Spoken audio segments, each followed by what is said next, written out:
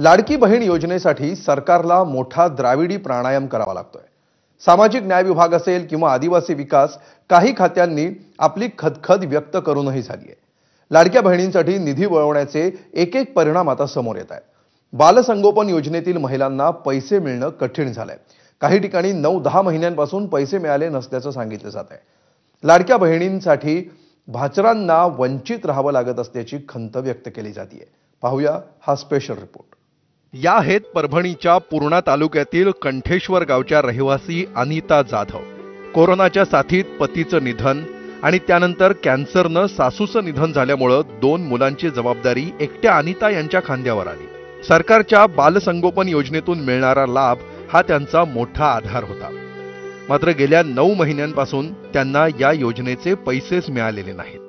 त्यामुळे आता त्यांना मोलमजुरी करावी लागतीये, तर शिक्षण घेण्याच्या वयात मुलाला हॉटेलमध्ये जाऊन पैशांसाठी काम करावं लागतंय।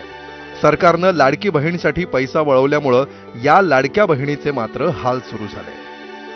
सर, बालसंगोपनचा लाभ कमी भरते सर, 1 वर्ष खाली 7 व्हायला आले नाहीत पैसे मला अजून। पहिलं येत होते, त्याच्यात कंडिशन कशी तरी भागू लागली, लेकराचं शिक्षण वगैरे होऊ लागलं। पण आता एवढी कंडिशन बेकार झाली की माझा लहान मुलगा त्याला हॉटेलवर काम करावं लागलं सर। 1 महिना झाला मला लेकर काम करायचे सर। तर पुन्हा त्यात सर पुन्हा सासूबाई होत्या कशा तरी आमच्या, त्या बी वारल्यात, त्याचा आधार होता। 2 वर्ष झाले त्या बी वारल्यात, करोना याच्यामध्ये कॅन्सर झाला त्याला। अजून माझी परिस्थिती एवढी बेकार झाली की मी शेतामध्ये कुठे बी काम मजुरी करते, लागलं ते करते। मग आता 3 लेकराचा सांभाळ करायचा आणि मग लेकराला बी काम करावं लागलं। अनिता यांच्यासारखीच अवस्था नागपूरच्या संगू संतोष सिंग यांची झाली आहे। 2020 मध्ये पतीचं निधन झाल्यानंतर संगू आणि त्यांच्या 2 लेकी नयनशी आणि दुर्गा यांचा जगण्याचा संघर्ष सुरू झाला। घर खर्च आणि 2 मुलींचं शिक्षण यासाठी नोकरी करूनही पैसे पुरत नाहीत। यात बालसंगोपन योजनेतून दरमहा मिळणाऱ्या 2250 रुपयांचा मोठा आधार त्यांना होता। मात्र आता ही मदत बंद झाल्यामुळे कर्ज काढण्याची वेळ त्यांच्यावर आली आहे। सर, जो हम कर्ज लेते हैं, हमको तो कैसे भी करना ही पड़ता है, तो वो नहीं करना पड़ेगा। कुछ हमारी जो मुश्किलें आती है वो कम हो जाएगी। ऐसी मुश्किलें बहुत है, थोड़ी बहुत तो कमी हो जाएगी। महीने का खर्चा कितना है? 2 बच्चों की पढ़ाई होंगी। और सर, महीने का खर्चा तो जितना पेमेंट आता उससे ज्यादा खर्चा ही है, लेकिन कैसे भी अपनी एडजस्ट तो करना ही पड़ता है।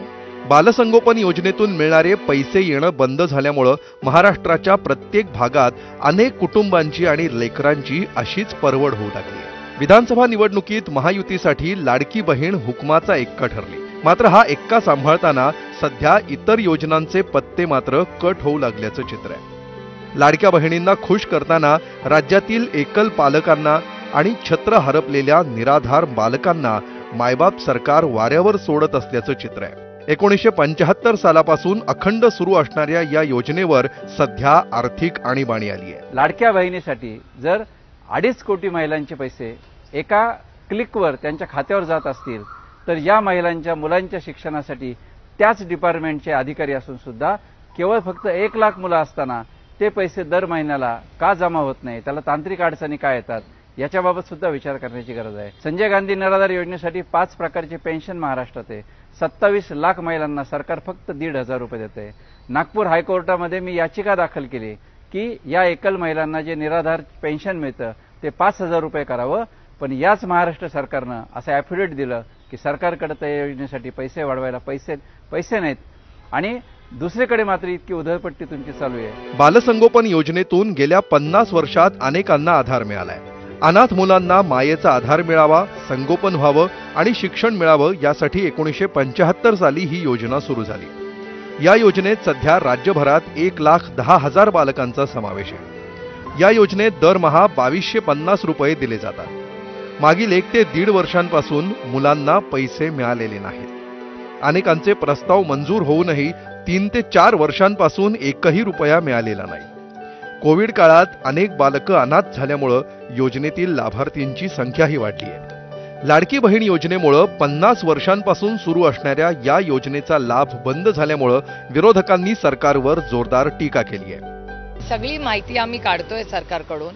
आम्ही RTI ही केलेला आहे, कारण नक्की कुठले पैसे, हे बघा, हा देश संविधानाने चालतो आणि बजेटनी चालतो। कुठलाही कुठलाही निधी इकडे तिकडे वळवता येत नाही. त्याच्यामुळे नक्की काय झालेलं आहे, काय पद्धतीने काय निर्णय घेतलेला आहे याची एक माहिती आम्ही सरकारकडे मागितलेली आहे.